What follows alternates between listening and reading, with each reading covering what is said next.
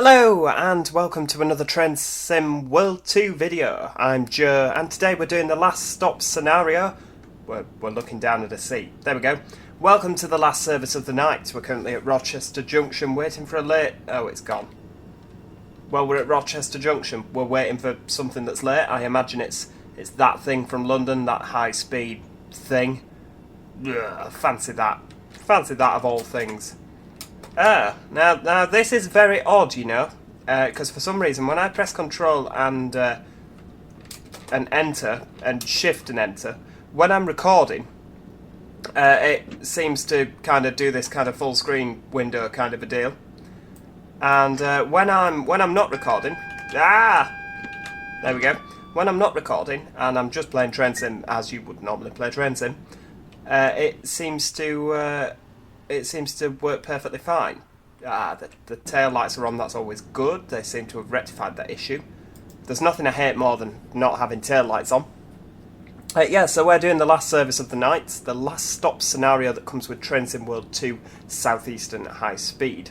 And I thought that I'd upload this tonight as a little bonus video, because I really want to do another video on Train Sim World 2 High Speed, and looking at the schedule for the next week, there's just nowhere to put it. You know, there's that much that's coming out at the moment that's like new and fantastic, and obviously NIMBY Rails is brilliant. Check that out, that's so good, especially if you like maps and trains. You know, it's quite kind of quiet on the old OMSI front at the moment, but yeah, Train Sim World 2, oh my goodness me, I am enjoying this route so much. It's not perfect. I'm not going to sit here and, you know, lick Dovetail Games' rear end, as it very much were. But yeah, this is definitely hands down the best route available for Train Sim World 2, for me personally, in terms of the UK routes. I do like the Brighton Coastway. I keep forgetting what the name of East Coastway, that's the name of the route. I do like that as well, but I just like how you've kind of got the high speed option on this as well. I'm not a lover, really, of the high speed kind of a deal, for a number of reasons. You know, I much prefer the 375, but you kind of whizzing along at high speed and the kilometres an hour, I like that. It's a bit different. It's certainly, I mean, we don't have really, I'd go as far as to say that's the only in-cab signalling we have in the UK, other than that kind of strange Welsh affair that happens on the 158s. But yeah, it's the only kind of in-cab signalling that we really have. So I do like it for that, but I just don't like the fact that you kind of whizzing along and then you just back to this kind of plodding round the southeast of England. You know, your high speed HS1 flying along at in excess of 100 and, well, you know, you're doing 140 miles an hour, and then you just sat plodding round at 60 and 70. I don't really like that. I prefer it to be high speed for the duration of the route, not gonna lie. It's just my personal preference.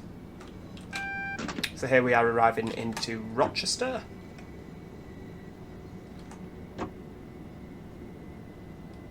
Oh, and there it goes, look, you see, running late. Making us late. It's always the way, isn't it? The express services make the stopping services late. So we'll... oh, we're not due out for a little bit. Oh, well, that's good. If we're due out at 22:05, then at least we're on time. Yeah, going to Gillingham. So where are we going? Oh, just Chatham and Gillingham today. We're not doing the full run. Okay. It's not a particularly lengthy scenario, to be honest with you. It says it's about 20 minutes in length. I'd quite like to get some sort of nice screenshot, but there's not really a lot of nice kind of, you know, it's night time. I reckon that's good, isn't it? That's a nice one. That'll do. I love a good screenshot. Every scenario I do, I love to get a nice little screenshot, just as a memorabilia kind of a deal. Where are we now? Oh, 22:05. Yes, of course.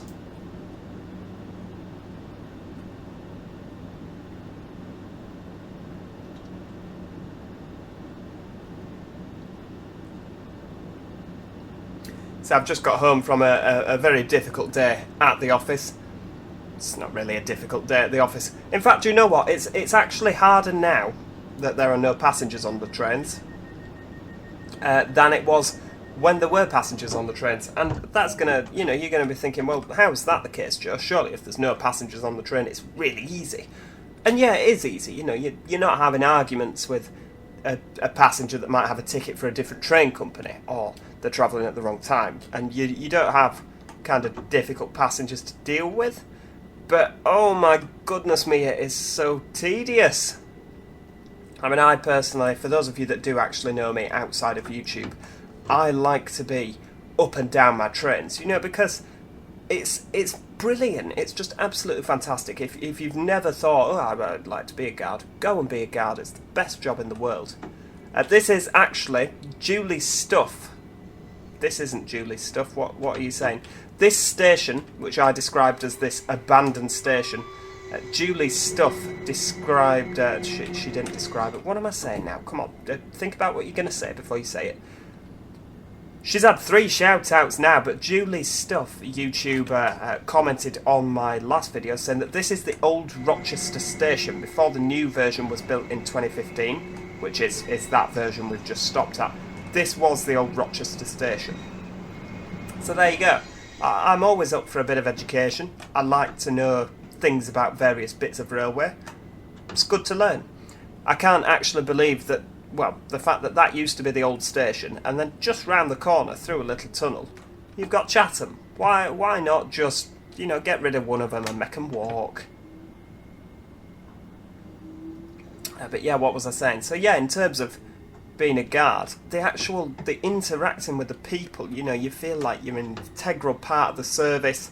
You're meeting people, you're seeing where they're going, and someone shows you a ticket to Birmingham, and what are you off to Birmingham for? And oh, well, we're off to do this, that and the other, and then, someone shows you a ticket to, I don't know, Rochdale, and you look at them with a screwed up face and go, oh God, what do you want to go there for? And you just kind of have a bit of a laugh with people. And it's just really missing that at the moment through COVID, and I'm really missing it. Especially with the, with the local haul stuff, you get a regular group of, railway enthusiasts. And you have a laugh with people, you're interacting with people, and it just, their kind of energy gives you energy, and that's a really weird thing to say, isn't it? But you'll know what I mean, if you work in any sort of customer, public kind of a deal, you'll know what that's like.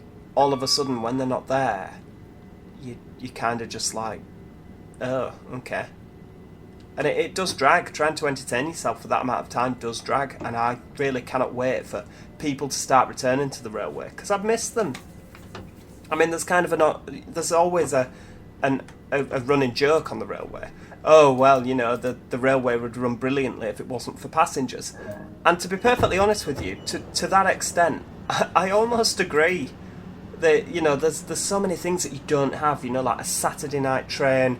You've got, a young lad holding the doors open for all his mates because, oh, don't worry, mate, they're just coming, they're just over in Mackie's now.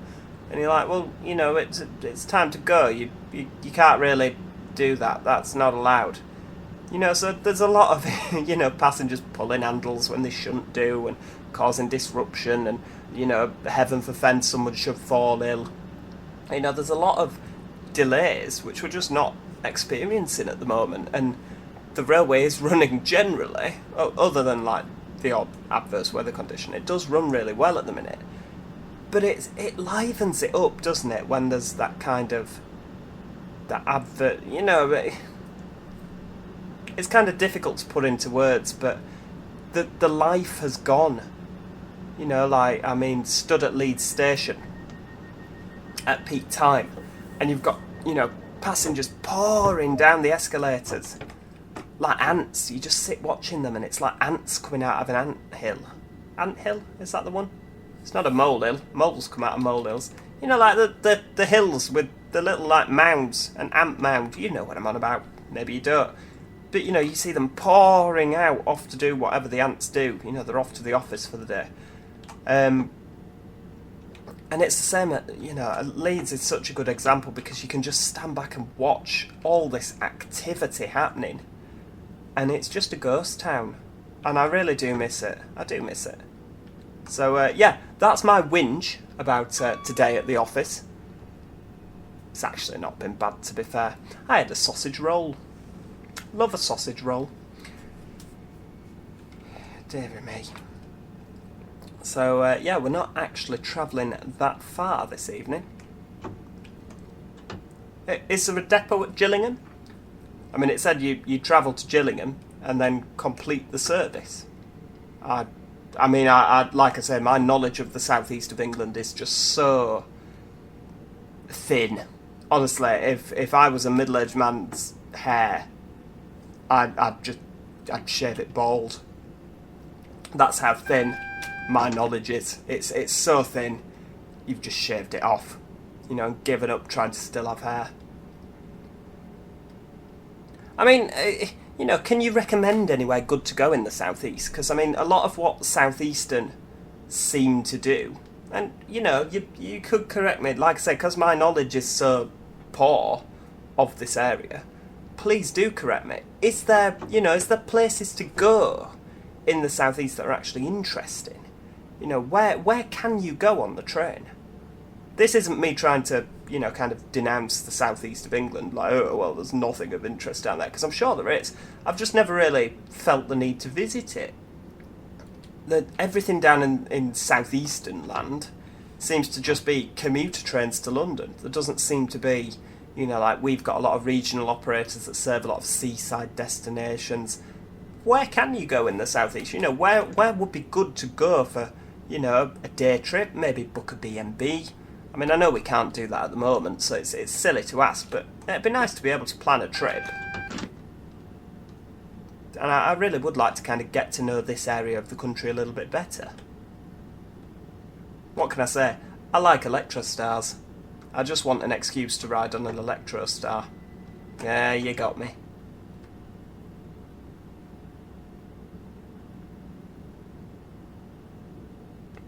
Coming into Gillingham now, 15 miles an hour. God, it's almost as bad as coming into Lewis, isn't it, on the East Coastway route. Has to be said, I do like the East Coastway route. That's another really, really good one for train sim, and one that I can just... I mean, I've been doing this at the minute. I've just been playing through the services, just up and down and up and down in the 375. I really do enjoy it. It's a really nice route. For me, I would like a couple more long distance routes. I would absolutely love them to do Leeds to Manchester with a 185 and maybe a 142 for the stopping services. You know, a good long distance route where you can get up to some speed, get powering on. Leeds to Manchester in the modern day, that for me, brilliant. Even that, East Coast, let's get a Class 91. A Class 91 on Train Sim World would be absolutely hellfire, wouldn't it? I mean, we've got an HST, so they could reskin that into an LNER, East Coast GNER-esque livery, couldn't they? That'd be brilliant. Right, okay, Gillingham, let's get those doors up. Are you all getting off here? I think we terminate at Gillingham, don't we?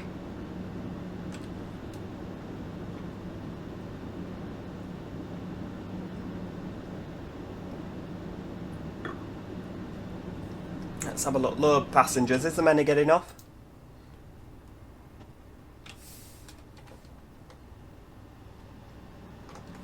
I find it kind of difficult as well to believe that, like, the 377s have that kind of slidey thing, don't they? So if you're a 4 car or an 8 car or a 12 car, they've kind of got the sliders to remind the driver. I just kind of find it a bit weird that these don't have them. You'd kind of imagine that they would, because it's a really simple way of reminding the driver how many carriages you've got. Is that just me? That seems like a really sensible thing. It's just a bit odd that they don't have it. Right, let's have a look. What are we doing now? Lock the doors.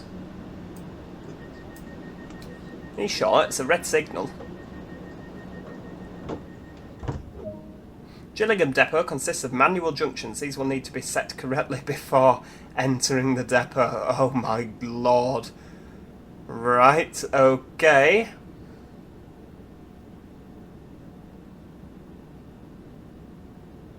So do I just set off? It's a red signal. Let's have a look. Are we... Ah, position light. Okay. Right, well we shall... Are we not going to, like, walk through the train and check everybody's off? Is that, you know, you've not built that into kind of my time to do this in.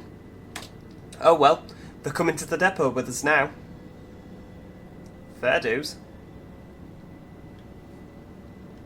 I think 15 miles an hour is an acceptable speed to pass a position light at. I mean, we have enough kind of time to stop should we need to. Oh, hang on. Right, so we didn't need to set the points before we moved off, did we? I know it said you need to set them before entering the depot, but then it just said stop at location, so I'm kind of a little bit apprehensive that we're going to go sailing past the depot.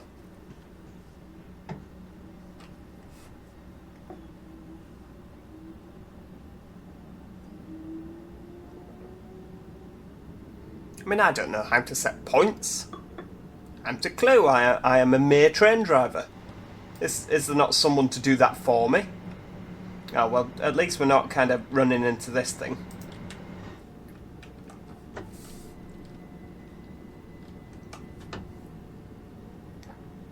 Right, so we're going right into the depot, so that's always a good start.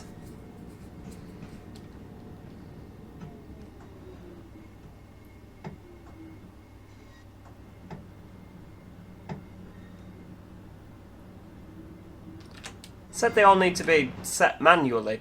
Does that mean that the reason we were sat waiting for the position light was because of that, or am I going to need to actually get out and do something?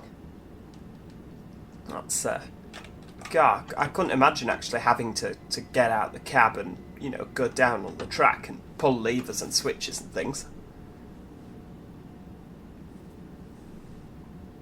I just always assumed that drivers would have someone to do that for them, like I say. Oh, and another one. Hello, colleague. They won't be happy. They're on a proper stopping, or like actual passenger train, and they've been brought down to a crawl for for me. Train going to the depot, empty stock.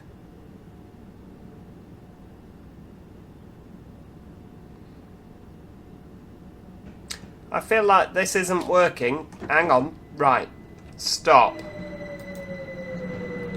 This is not the correct bit of line. Oop, you've kind of smacked... Right, yeah, we need to be there, and we are not going there. So that's what it says. Right, okay.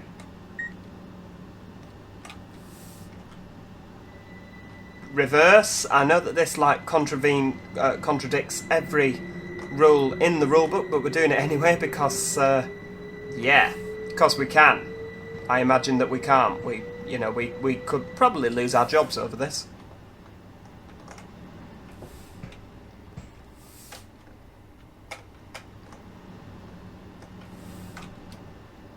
There we go. Stop. Pop it in the brake, so we're braking now.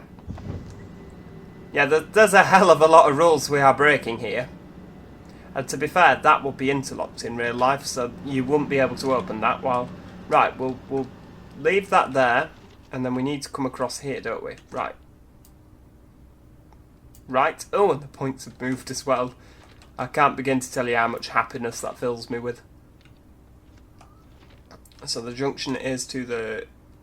Right, no. Left? Yeah, left, please. So you're pointing left. Right, okay. We'll jump back in our train. Luckily, nobody's stolen it. And I'm standing on the third rail here. That's not something you should... well, that's not something I'd ever advise to do, stand on the third rail. Dear me. Well, at least I won't get run over by my own train. Into forward. And off we go. Hopefully this time, if I've done it right, we're going to go the right way.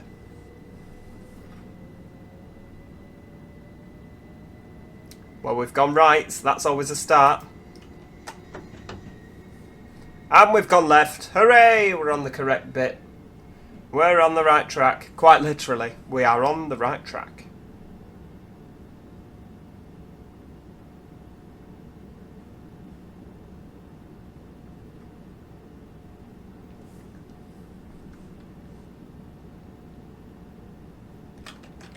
And I'm assuming that that's going to bring us to the end of our video today.